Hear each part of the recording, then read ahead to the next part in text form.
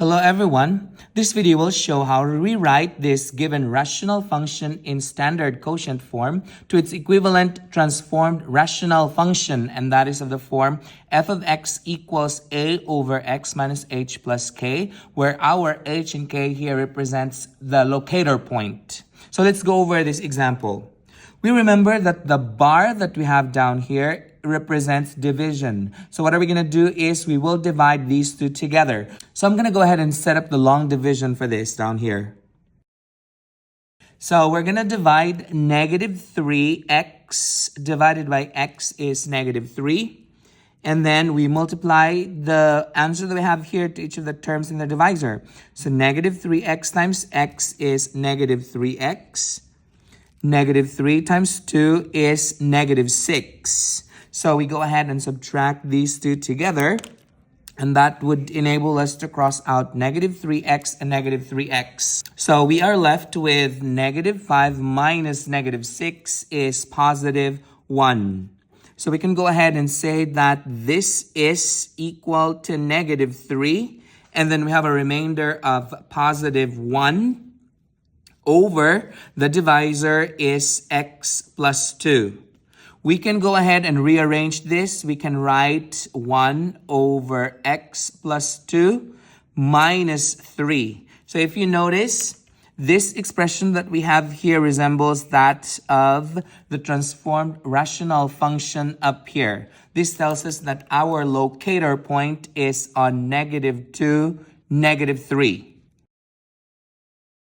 So we go ahead and look for that locator point on the graph. So we can graph this expression up here. So that's on negative 2, negative 3. So this is our locator point. Now please remember that this locator point is the intersection between the horizontal and the vertical asymptote. We can go ahead and say that the equation for the horizontal asymptote here is y equals, it's touching on negative 3 on the y, so that is y equals negative 3. And our vertical asymptote is x equals, because it's touching on negative 2 on the x. So we can go ahead and sketch the graph. So this is the graph of this equivalent function that we have here. Now let's look at the endpoint behavior of the graph. Now let's look at first the left end behavior. Looking at this graph, as x approaches towards negative infinity, so it's going towards negative infinity right here, it is approaching towards the asymptote, which is negative 3. So we can go ahead and write it up here. On the other hand, we're going to write its right end behavior. For the right end behavior, the graph is going towards positive infinity. And at the same time, f of x is approaching towards negative 3. So we can go ahead and write that up here.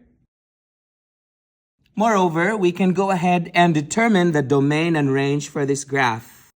If you notice, this graph includes all the x values except for the asymptote, which is on negative 2. So we can go ahead and say that the domain would be all real numbers except negative 2.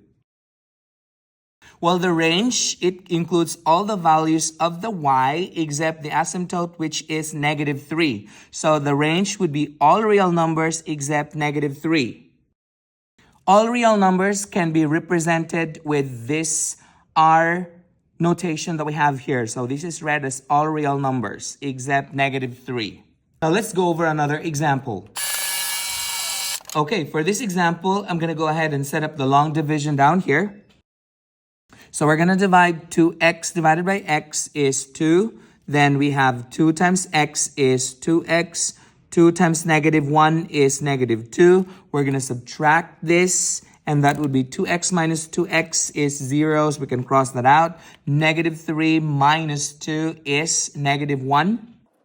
And so we can go ahead and say that this rational function in standard quotient form can be written as 2. The answer is 2. Plus its remainder, which is negative 1 over, that's the divisor, which is x minus 1. So we can go ahead and rewrite this as 2 minus 1 over x minus 1, which can then be rewritten as negative 1 over x minus 1 plus 2. If you notice, the standard quotient form has been transformed into its equivalent rational function form, which is of this form. So looking at this, we can go ahead and say that the locator point is on positive 1, positive 2. So we can go ahead and set up the graph here. So positive 1 and 2, so this is where the two asymptotes are gonna intersect. Now, since this is negative, it's going to go the other way. So it's going to get reflected along the y-axis. So that's the first curve. And let's draw the second one. So let's determine the left-hand behavior and the right-hand behavior of the graph. So for the left-hand behavior, the graph is directed towards negative infinity. And at the same time, it is approaching the asymptote y equals positive 2. Now let's look at the right-hand behavior.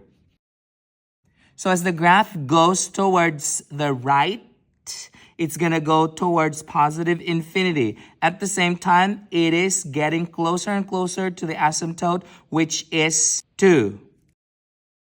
We can go ahead and write the horizontal asymptote and the vertical asymptote for this graph up here. So the horizontal asymptote is touching on y and it's at 2. So y equals 2, and the vertical asymptote is touching the x-axis at 1.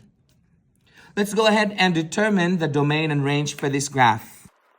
So the domain for this graph would be all real numbers except the asymptote because it cannot cross it. So all real numbers except 1. On the other hand, for the range, it's going to be all numbers of the y except the horizontal asymptote 2. So that is how we change a given rational function in standard quotient form to its equivalent transformed rational function.